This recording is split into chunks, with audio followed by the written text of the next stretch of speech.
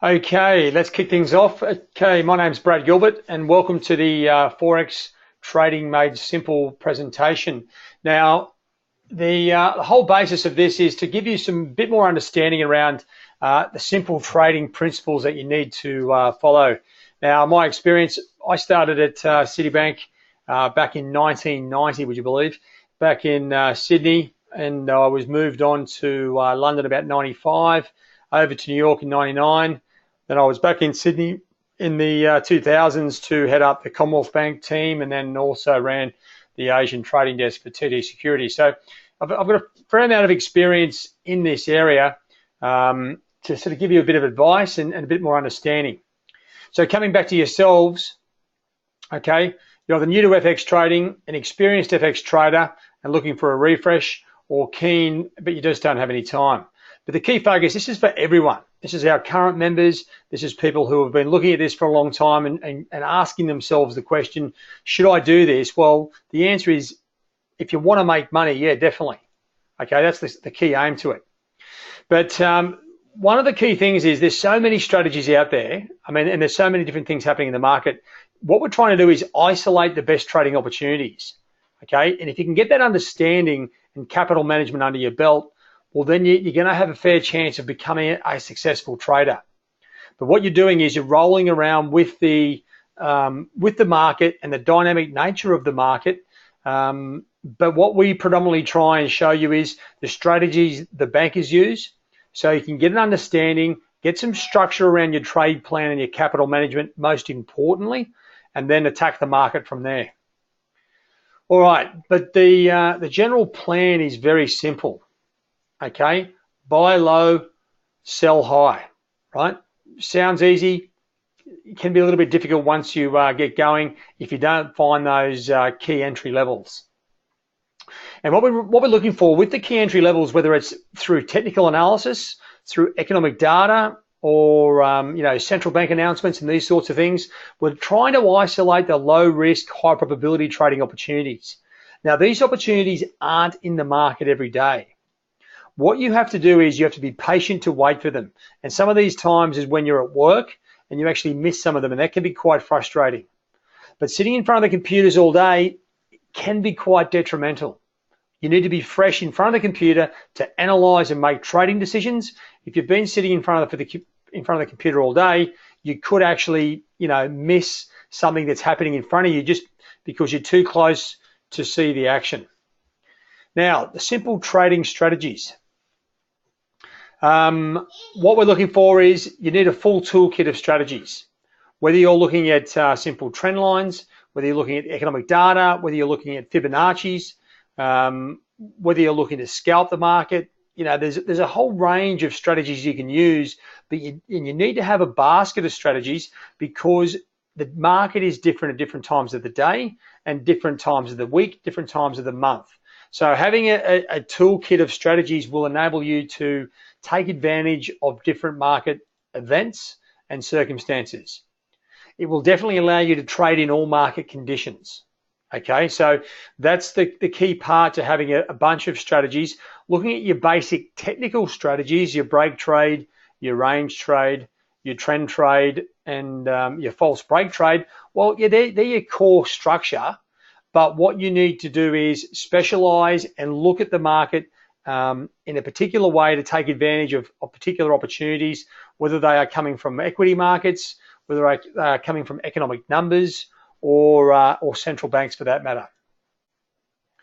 Okay, so then once you have the plan in place, okay, it's about identifying and executing.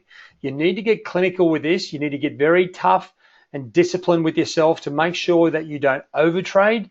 And when you do see other opportunities, that you don't hesitate, okay? See the opportunities, hit the market, and start trading. But one key thing that you need to understand, the market is dynamic, right? And that's once again why we do come back to having a basket of strategies and the basic technical strategies for that matter to attack the market and take advantage of these opportunities. All right, now strategies the bankers use, well, these are pretty simple. Intraday strategy, I mean, these are some of the key ones. Search and destroy, which is more around stop loss hunting. Snatch and grab, trading the economic numbers. The Ichiban strategy, more for the Asian session, where you are looking to trade around the Ichimoku cloud. But most importantly, looking at those trend trading opportunities. Okay, and one of the key ones that we've been rolling out of late is the end of day strategy, which most traders should be looking at, especially the ones who have full-time jobs. And that is generally the predominant sort of market or clients that we have. They are working full-time, so you've got to be looking at these various aspects. But one of the key parts to getting this thing going is capital management, making sure you've got the capital management structure, okay, to start attacking the market. The market is aggressive. If you can't attack it with strong capital management, well, then you're sort of generally chasing your tail. And the majority of traders, I can tell you, who have no capital management, they generally fail. Okay, even if you have a little bit of success initially, what it leads to is bigger trading until you come unstuck, no stop loss, no capital management, and you're sort of on a hiding to nothing. Okay, so what capital management is about, though, it's about preserving capital as well as capital growth, managing that capital growth as we go forward, and also managing those drawdowns. If you have ineffective risk management or capital management, then what you'll find is you'll slowly bleed your account dry.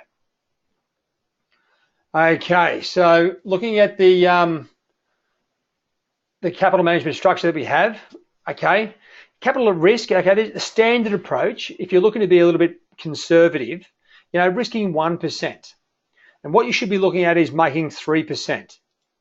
Okay, 5 winning trades equals 15% capital growth, right? So there's a good cash to be made. Now, what we predominantly look for in normal market trading conditions is a bit more of an aggressive approach, where we are risking around 2.5% of our capital. What we're looking for is 7.5% on a winning trade. Okay, now that sounds pretty aggressive, but if you do have good market conditions and good directional opportunities, then this is where you're going to make a lot of money very quickly. 5 winning trades in this situation, yeah, you could be up around 35, 37%, and it's that quick and simple. Now, obviously, it's much easier to make a bigger percentage when you have a smaller capital amount, but as you can see, you know, if you have one good trade a week, okay, well then you're going to be looking at well over up to 100% per annual return, right? And that's the sort of focus that you need to have as a professional trader. If you want to change your lifestyle and make a living as a professional, then this is what you need to get under your belt.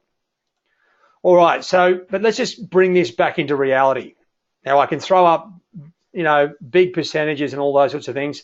Let's just have a look at the general structure with a $10,000 trading account, risking 2.5%. Okay, you're risking $250. Now, there's at least 50 fundamental opportunities each month. These are the economic data releases, these are the central bank announcements, and all the mixture of fundamental releases that come out. Now, if you looked at just getting one per week, right, after 4 weeks, you're looking at 30% return. Okay, that's if you're a genius and you didn't have any losing trades. Now, that's not very realistic because you do expect to have a lot of losing trades in amongst the winning trades. It's your capital management, your risk reward ratio, which keeps you focused and keeps your account turning over. So let's just have a look at this. So the 10 losing trades. Now, our simple capital management system is called the 4 consecutive loss rule. Okay, you have your first 4 losses, you would lose 10% of your capital, okay, if you were trading very aggressively. But this is where the drawdowns come in very quickly. You half your trading size, your second 4 losses are 5%, your next 2 losses after that would be 1.25%. So all up, you're losing about 16.25%. But over the course of that month, okay, you've had 1 winning trade per week. After 4 weeks, you're up 30%. So even after a month, and this is more realistic, okay, your net trading result, of course, okay, 30 minus 16.25%, you should be looking at around 10% or more per month, and that's with a lot of losing trades in there as well. Okay, and this is where your trading structure comes from. It comes from your capital management. And even if you're having 10 losing trades a month and only 4 winning trades, with that risk reward ratio and capital management, you're looking at well over 100%. Okay, now this is good trading markets and good trading conditions. Now you get varying months where the market does discombobulate, where it does go a bit mixed. So then you may not have as many winning trades and you may not have as many losing trades. But what I want to sort of explain to you is, with good capital management and consistent risk reward ratios, you should be looking for annual returns well over 100%. Now this is trading 2.5%. If you dial it down to 1% and you're making 3%, right? Well, then you're looking at sort of half of this or a little bit less. You still should be looking for well above 50% returns. Okay, and once again, once you have capital management under your belt, right, trading does become fun. You know, gone are the days of you chasing the market and chasing your tail. All of a sudden, you start trading with money you've made, and this is where you start relaxing, start to look, you change your lifestyle, and at all the hard work and all the effort that you've put in to get yourself into a good trading system pays off. Okay, and that's what it's all about. How much time do you need to commit to trading? Well, I would say 20 to 30 minutes a day, right? What you're looking for is you're looking to analyze the market technically. Now, once you get efficient at that should take you 5 or 10 minutes. Then you can look across the board and see where potentially there's some momentum changing economic data releases or not.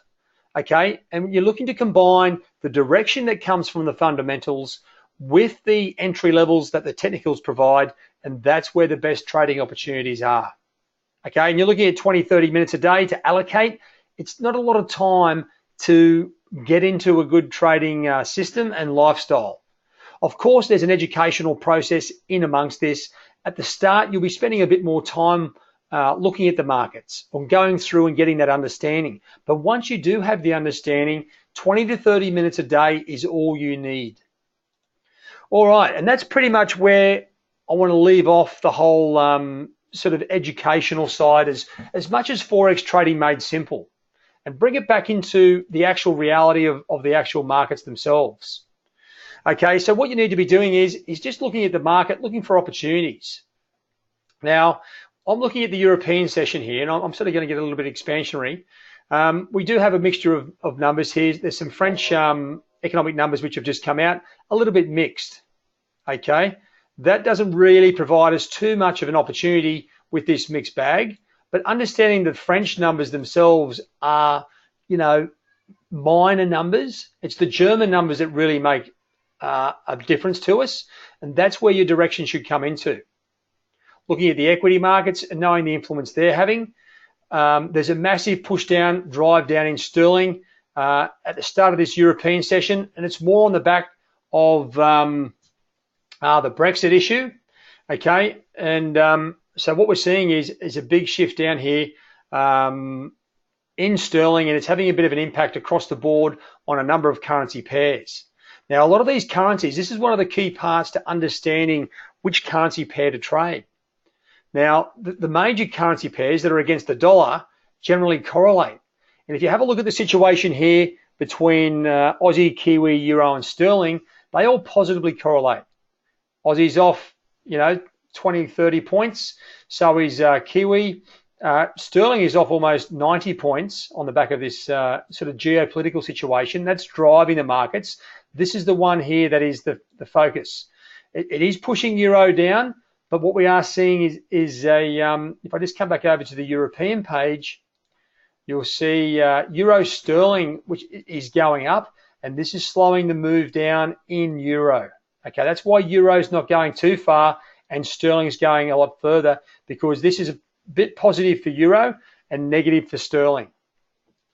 All right, so there's a number of different things to understand from the different time zones, looking at the various currency pairs themselves. You could be looking at, dollar yen here. Now, dollar yen is off a good way here as well.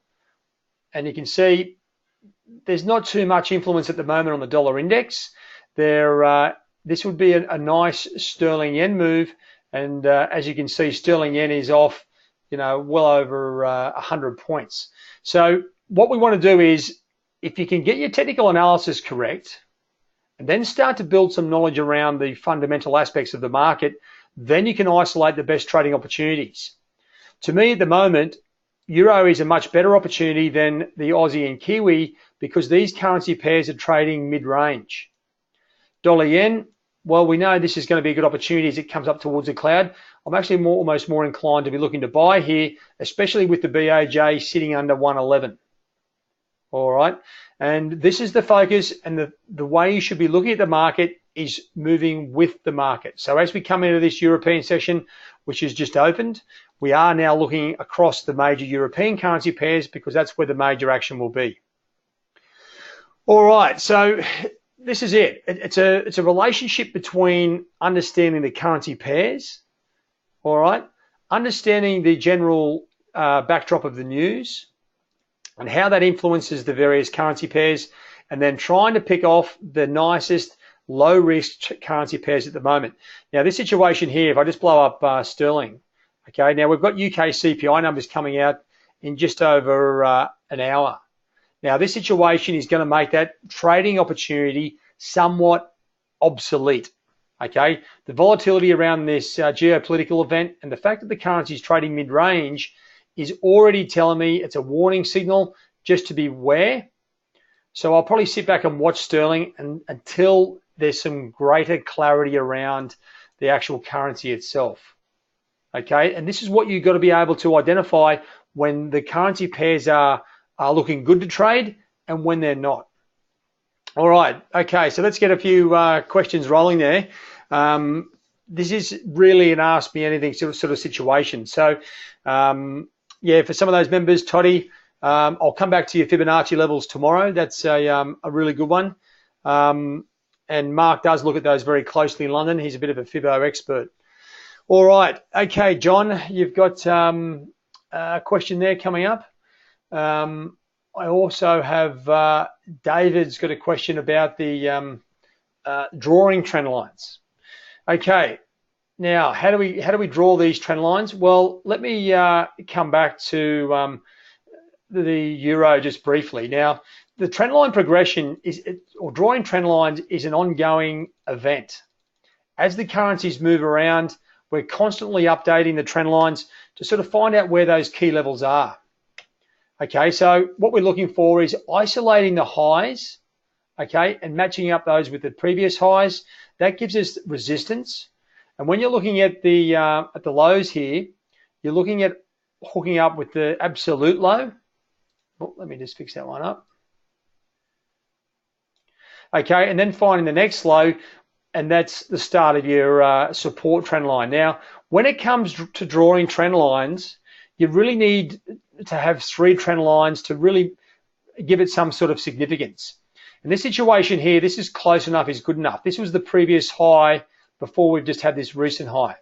So in Euro on the top side, and this is going back to the very high up here at 117 back in August 2015, we now have a very good resistance line coming in around 113.30. Of course, down here around 112, the figure, it doesn't really come into consideration. But what we do have is we do have a support line coming in down here around 108, sort of 50, 70. But that's in a bit more of a longer term perspective. If I just blow the chart back up, you can see this short term trend line where we've got the starting point down here around 108.40. We've got the sort of second touch here around 110.60. Okay, and then to the current market where it's just broken down, and this is breaking down through 112.40. Okay, you should be looking to get into the currency under 112.30 and looking to stay short as the market comes through. And this is where you can bring in those economic numbers. If we get weaker German numbers, in particular German manufacturing numbers out in about 7 minutes, then we could have a good opportunity to get short Euro here. Okay, John, good question there. What time frame are we looking at our charts? And do we only use one time frame? Well, what we do is, and this is just coming from our banking days, we always only looked at, well, the lowest time frame we would look at is hourly charts, and generally hourly bar charts. We don't really go into the candlesticks that much. I know a lot of sales guys do. who want to tell you a story about what's going on, but we're looking at highs and lows and focusing on those things. Now, if we don't have any technical levels, you do go into, on the hourly charts, we do go into the daily charts and also into the weekly charts, looking for those longer term levels. Okay, and that's where you'll find much longer term levels. And I'll just get rid of these horizontal lines. I wanted to isolate those highs and see where they were. But if I come into the daily charts, and you can see I've got a trend line at the top here, this is the absolute resistance level up around 133.40. So for most trading decisions, we use our hourly charts, but if we don't have any charts there, if we don't have any charts on, or trend lines, I should say, on our hourly charts, we do go into the daily charts looking for the longer term trend lines. These are much more significant and we give them much more credibility.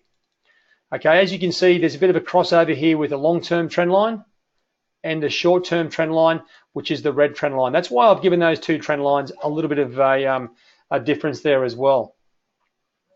All right, so actually Euro's just taken off here, so there's a bit of movement here. So what we want to be doing is, I mean, this is actually going to make, what we're waiting for is the German manufacturing numbers. Now Euro has just joined in. As you can see, we do have sterling sort of taking off to the downside here, which is a little bit of a nuisance because it is interfering with this potential data release. One thing that you can isolate, and this is actually just looking at the German numbers, there's a situation here where a strong number may give us a chance to sell Euro at a better level than what we're currently seeing. Okay, I wouldn't be buying Euro whilst sterling is reacting like this. As you can see, Euro sterling is starting to falter there, and that's where that last little move in Euro has come from. All right, so I'll just, as I'm talking to you and answering these questions, I'll just get up my trade station here and just keep this on the screens because I want to make sure I'm giving myself a chance to trade these numbers as we charge through these numbers. So, and this is pretty much what you should be doing is as you go through the, as I said, the various time zones, looking at the various releases, you've got to keep up the speed with what's going on. Okay, if you didn't have any news out or you didn't have any, significant understanding of what's going through the market, how are you to know exactly where the focus is? Now, there's a sea of red here in the equity markets. I can see that. That's obviously putting a lot of pressure on, well, the whole EU for that matter, and these are all European equities. Now, the whole EU is under pressure, and this is coming down to the British June 23rd referendum, whether they stay in the EU or not. Okay, and this is where you want to, keep a close eye on things. So Euro, just as you can see, bouncing back up here to 08 as we await these German numbers. Okay, now there's the flash manufacturing numbers, some services numbers coming out. So they're definitely well worth looking at. Actually, funnily enough, the major, more important German number is the IFO business climate numbers, and this is something you'll learn as you go through looking at the currencies and looking where that focus is, making sure that you do hit the right currency at the right time. So I would think that if this data comes out a little bit weak, we might see a good opportunity to sell some Euro. But in actual fact, if you're looking at this chart, and I'll just get this up here, looking for a retracement back towards this trend line is probably the way to go. Looking to sell back towards 30 would make a little bit more sense. But you can see the volatility here. Now, if this starts to run away to the downside, well, then you may miss the opportunity. It's all about waiting for your entry levels. If you don't get them, relax and wait for the next opportunity. As I said, there's a number of releases coming out here, 7:30, 8 p.m., and then you're coming into the major release for the European session, which is the UK CPI numbers. So there's no need to jump in straight away. If you don't see the opportunity, hold and wait. Okay, so John, just to make sure you got that, we do look at hourly bar charts for longer term trend lines and those bigger trends. We do look very closely at the daily charts and also the weekly charts. Okay, you want to have a bigger perspective of the overall long-term trends, and you're not going to find those in those hourly bar charts. Okay, And that's pretty much it. So there's, and this is all you need to be doing is give yourself the opportunity. If the situation doesn't arise, if there's not a good trading opportunity coming up, whether it's an economic data release or a technical level. Now, this euro has got away on us. I was waiting for the economic numbers to get into this trade, and the market has got away from us. There's no drama there, right? You're not sort of, doing cartwheels, getting all, a lot of performance anxiety sort of through your mind. Remain calm. If it doesn't look good, you don't have to trade it. That's as simple as that. Okay, if the numbers are weak, well, then there may be an opportunity and you put your trade in place. And I'm running with a 25-point stop loss. I'm not looking to go sort of crazy on these things. I've got a small trade size and that's all I'm looking to do. So there's about 3 or 4 seconds to go. Let's just have a look at the numbers. Okay, now there's some positive numbers. The services data is stronger. The manufacturing number is weaker. Now, if I get a situation like this, let me just explain what those numbers are. The German manufacturing numbers, 50.4 versus 50.8. Now that's slightly weaker and should lead to a slightly weaker euro. But then you come back to there's a bunch of releases here. The services data is stronger. Okay, now that counteracts the major impact of that weaker flash manufacturing. And this is about simple understanding. Now, don't forget, there's a little bit of terrorist activity here going over here in Belgium. They've raised the maximum security alert to maximum level 4. Now, this is another thing. So if you see events like terrorism, and this is obviously relating to the EU, and this may be part of Europe, if they have gone to a maximum level of security alert, okay, well then what you want to be doing is probably closing out some of your positions. This is a geopolitical event which can have significant impact both sides of the market, right? This is another warning signal that trading the European session at the moment may be a little bit hazardous. So you can do one or two things: decrease your trade size, or just sit back and wait, or just turn off your computers. Okay, John just come back with another question there. I'm in Australia. As you know, the market moves in the night for me. I use entry orders at certain levels. Would you recommend that? Absolutely. That's actually one of the key things that you want to be doing, John. If I just move T-Rex across. One of the key things that you want to be doing is keeping a very close eye on your technical levels. And once you have specific currency direction and you've got good technical levels, that's when you want to be placing orders in the market and taking advantage of the market conditions. So all you need to be able to do is come through the various currency pairs. If you can identify a clear trend in those markets, well then placing an order, whether it's with the trend or not, is absolutely important. And you should be doing that, more often than not. Okay, when you do make most of your money is when you're not in front of the screens. So even if that's your strategy during the evening because you're asleep there, John, you should be using that strategy during the Asian day, okay, to try and capture movements in the market around those key events as well. Okay, so more often than not, it's a great end of day strategy to be looking at to get into the market and identify the opportunities where you've got good currency direction, you know exactly where the currency is going, you've got trend lines, like the Aussie dollar, for instance. This is a good example. This currency is in an uptrend at the moment. Now, just because it's come off, it's actually come off a little bit further now. I'm looking to buy down here and take advantage of this trend line and the upward moving trend. Okay, so placing an order in the market, you're not going to be at your screens all day, so there's no need to be sort of trying to sit up all night or all day trying to capture these moves. Once you identify the opportunity, put the order in the market and let it go. It's as simple as that. All right. Okay. Any other questions there, chaps and ladies? These currencies are a little bit loose. As I said, one of the key events and this is one of the live markets doing a live presentation, they've got, this is the impact it's having, right? The ECB's NUI hearing at EU Parliament suspended. There's a high alert in Brussels. Okay, to me, this is a a high alert for me to be very aware, even with these large economic data releases coming out in the UK CPI, probably give them a miss. Okay, you want clear trading opportunities, and this geopolitical event is definitely unsettling the market, and it is throwing a spanner in the works, and we could see some very violent rallies if nothing happens, or we could see some very choppy activity if something does blow up from there. But this is you got to wait and see what's going on here. You're seeing gold rally there, a bit of a safe haven, especially around these key events. All right, but this is a very good example, as I was just explaining, that once you know what's going on technically, okay, you can get into the trades, and then once you build your understanding around the fundamentals, you'll know when to trade and when not to. And I would sort of generally think at this point, with these alerts and these announcements, it's probably a stand back and wait and see.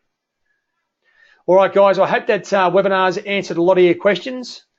It was basically to give you a bit more understanding about how to simplify your trading structure, and then also give you an opportunity to ask us any questions, and hopefully we can build some knowledge and understanding around that, and go from there. So what I would say, just to sort of finish up, if you are looking for sort of more information around trading and everything around that market, give us a shout. Come over to the site.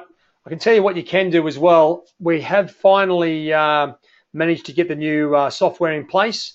So now you can actually either get the complete online course components, or you can buy these course components individually, and you can pay in your own currencies as well, whether it's sterling, Aussie, US dollars, or euros for that matter. And there's a whole range of advanced trading strategies which may be of interest to some of you guys as well.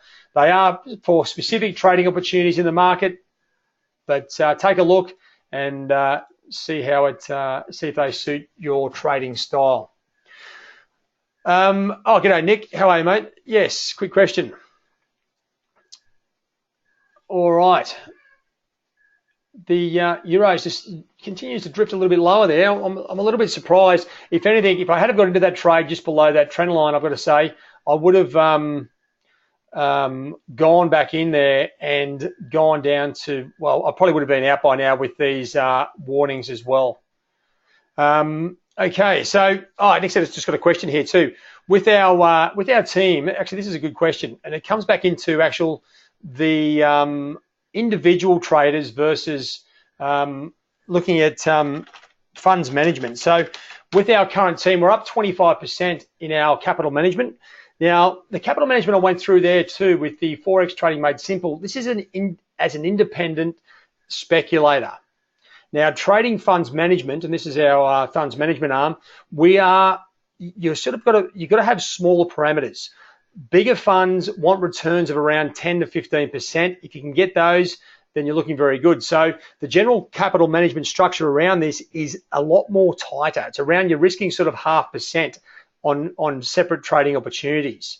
Now, we had a situation where the team was up around 24, 25% around 3 months ago, and then we had 3 or 4 of our guys actually take a hit on euro on the same day, and we lost about 10, 12% over the course of 1 week. Now, that's just not good going. So at the moment, we are starting to recover back from that, but funds management to private individual traders, it's a completely different structure to your capital management, okay? As much as you love making money for investors, they do not want to see significant drawdowns, but as an individual trader yourself, you do have the luxury, of course, to trade more aggressively, and that's what the training and the capital management system we would determine for individual traders to be looking towards.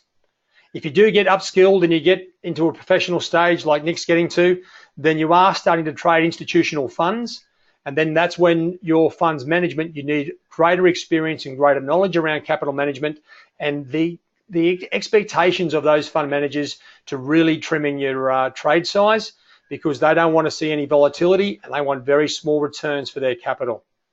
But that's a good question, Nick. It's a bit of an overlap between professional capital management. If you are interested in those managed funds, check out Traders GCF. Otherwise, if you want to get some more information around, or actually around specific capital management for that matter, come onto the website. You can get a whole complete capital management structure. And this is, as I said, you can get these individual components here now. There's a whole range of videos in this section, which will take you through every aspect of capital management. All right, and that's pretty much where we'll end it there, guys. Now, just having a look at the, as I said, look at the volatility around these events. We are seeing Euro back up, just under 90 for that matter. It is back above the figure. And as I said, this is going to be pretty choppy going forward. And there are some diversions of flights around Brussels. So just be aware, you probably want to watch your news-wise. I think trading these this European session is probably a little bit speculative at this point with these events going on. But once again, decrease your trade size if you are looking to trade, or just wait. There will be better opportunities when these geopolitical events aren't on. Oh, sorry, Nick, just one other question there. Can you direct institutional capital to traders with performance records? Actually, this is something that Nick, you've come through with some good questions there, because this is something we are looking to roll out. I've got some ex-colleagues of mine that I used to work with at Citibank. They have developed a system whereby you can be rewarded for your trading strategies and start to get rewarded by managing some institutional capital. What you should come over to, have a look at Coalface Capital. We are running a London Traders Conference in about 2 or 3 weeks, and one of my good friends at Coalface will be doing a presentation. Have a look at that site there as well. We are starting to direct clients to institutional money through a few of these various feeding companies, and that's where you can also, all your hard work and putting in time to learn how to trade and manage your capital will come to the forefront. Once you do get some track record, you can end up setting up your own CTA or managed account business. Or if you don't even want to go that far, you can start to tap into another industry where you can get institutional money and start making more money yourself. Okay, we've got a lot of connections here, so give us a call or contact us on our email. If you come down the very bottom here, you'll find our contact details. You can give us a call on one of the numbers, and we can hopefully direct or answer your questions or direct you to the various site that you need to go to. All right, guys. Well, thanks very much for joining us. It's been a pleasure to present. Some good questions there, and we hope to hear from you soon. For those members, we will be having an Ask Me Anything webinar. Everyone should get access to that, and we are going to start to nut out a lot more about what's sort of going through the market and looking for those nice, easy trading opportunities. All right, guys, thanks for joining us. We'll catch you later on. Cheerio.